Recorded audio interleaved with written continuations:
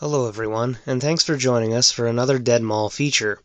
This week, we take a look at the Orchards Mall in Benton Harbor, Michigan. What is now a mostly deserted shopping mall, the story of Orchards started off like so many others. First announced in 1974 by Myers C. Weiner Development of Dixie Square fame, the mall was to be anchored by the Detroit-based Hudson's department store. It was to go by the name Pipestone Mall, named for the road that runs along the property.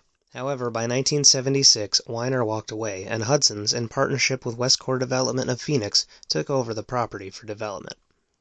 The name was changed to the Orchards Mall and was officially announced in November of 1977. The mall would be the centerpiece of the Pipestone development, with the mall, apartments, hotels, and a shopping plaza anchored by Kmart. Spread out along 72 acres, the anchors would be JCPenney and Sears. Curiously, though being part of the project's development, Hudson's would not have a store there, after all, and the third anchor slot would remain in limbo for some time. Benton Township granted approval for construction of the 600,000 square foot shopping center on May 11, 1978, for the cost of $4.2 million. By the following summer, Dayton Hudson would sell their interest in the property solely to Westcore. The Orchards Mall officially opened for business on October 24, 1979. 34 stores were open on the first day, and the others would fill out the mall's 87 storefronts as the year came to a close. York Steakhouse and a food court were also part of the proceedings, as well as a Walgreens as a junior anchor. Each anchor court featured seating pits, and the main concourse was filled with orange-colored benches with warm lighting and wood accents throughout. The mall drew a large crowd through the 80s, and as the decade came to a close, the property underwent a refresh under new ownership. Edward J. DeBartolo of Youngstown, Ohio, purchased the property in 1987 and embarked on a remodel.